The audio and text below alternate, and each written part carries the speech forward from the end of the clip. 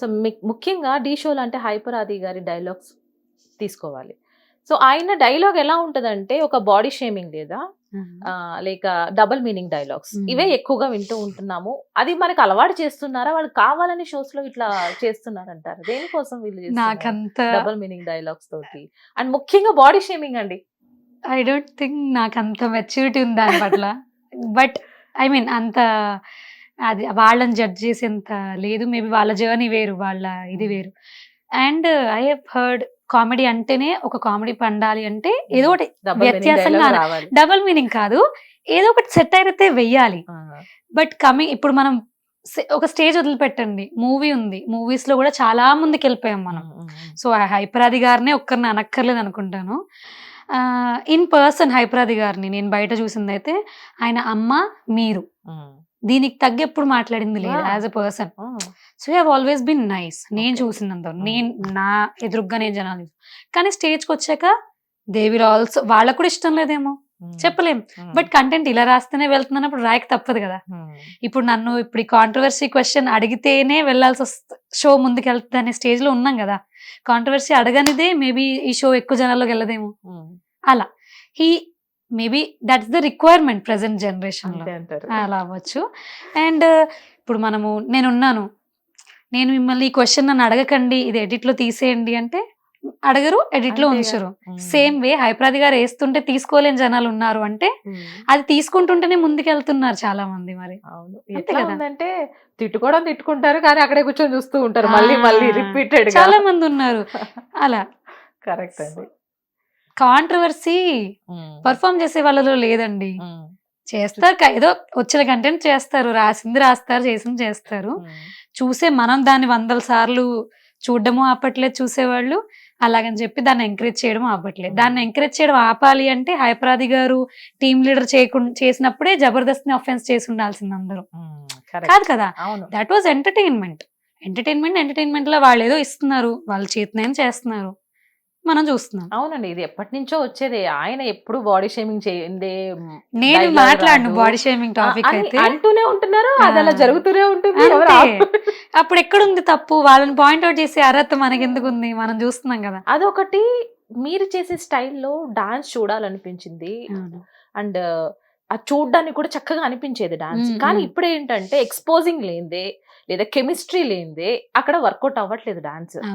So మీ యొక్క టైంలో ఇప్పుడు టైంలో డిఫరెన్స్ ఉంది చూసారా, మీకేమనిపిస్తుంది? ఇది ఓకేనా, చాలా ఓవర్ చేస్తున్నారా? How you feel that?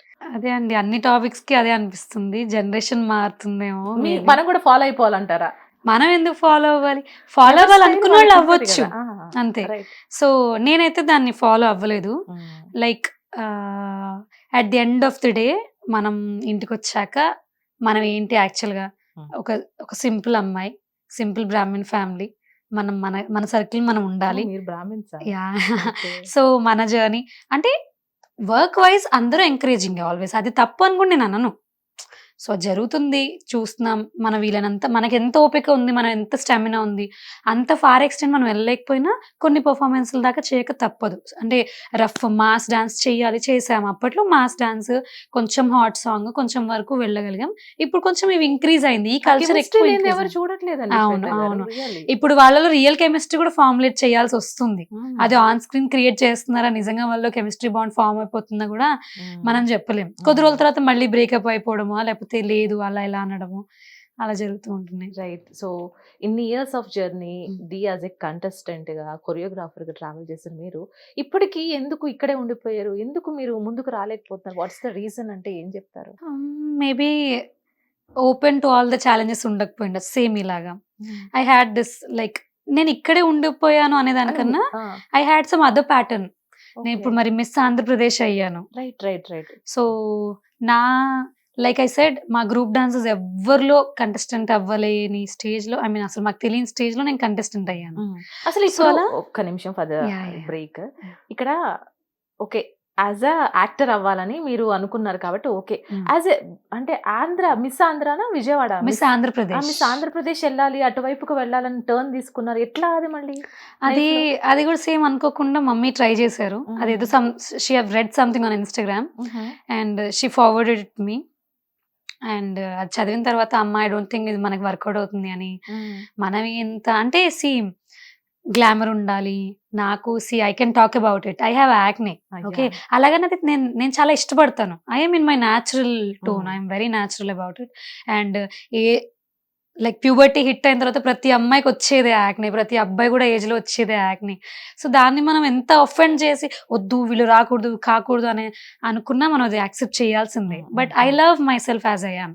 నేను ఎలా ఉన్నా నాకు చాలా ఇష్టం. సో నేను ఈ యాక్ట్ని ఇలా ఉండి ఒక డాన్సర్గా, ఒక కంటెస్టెంట్గా, ఇందులో హార్డ్ వర్క్ కావాలి, గ్రూప్ డాన్సర్ కదా మనల్ని ఎవరు చూడరు అనే జర్నీ వేరమ్మా. ఇటు బ్యూటీ పేజెంట్స్ అంటే బ్యూటీ స్టాండర్డ్స్ కదా, నన్ను యాక్సెప్ట్ చేయరేమో వద్దమ్మా అన్న నేను. బట్ మమ్మీ అనుకుని లేదు ఒకసారి I think you should give it a try అని అన్నారు మమ్మీ. సో వెళ్ళాం అనుకోకుండా, ఆడిషన్స్ జరిగాయి. ఒక 300 మెంబర్స్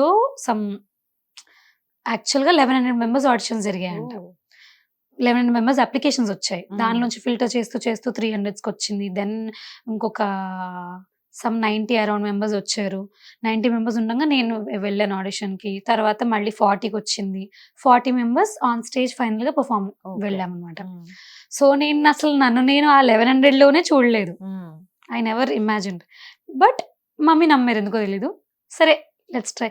అక్కడికి వెళ్ళాక నాకు ఒకటి ఉండే అనమాట, వీళ్ళందరూ ఫ్రాంక్గా అందమైన అమ్మాయిలు వస్తారు, అందాలకు సంబంధించి బ్యూటీ హ్యాస్ అదర్ స్టాండర్డ్స్ కాబట్టి వాళ్ళు వస్తారు.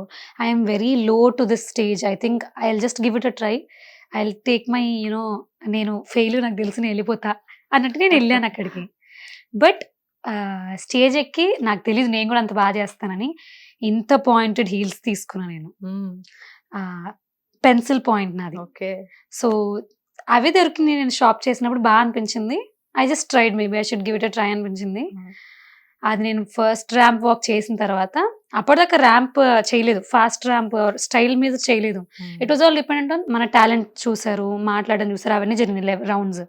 అక్కడ ర్యాంప్కి వెళ్ళేసరికి I bought my sandals, heels కొన్నాను, కొంచెం ఏదో ప్రాక్టీస్ చేశాం. మొత్తం అక్కడ ఆడిటోరియంలో ఉన్న వాళ్ళందరూ భయంకరంగా అరిచారు. నా నంబర్ A13 ఏదో ఉంది, నా ముందు నా తర్వాత ఏం లేదు. నేను వచ్చినప్పుడు ఫుల్గా అరిచేశారు. అంటే నేను ఆహా ఓకే ఇది నాకేనా, ఓహో అంటే అది ఉంటుంది కదా, ఆహా ఏంటో ఓహో ఏంటో అని నేను ఇన్స్టెంట్ గా రియలైజ్ అయ్యాను అనమాట.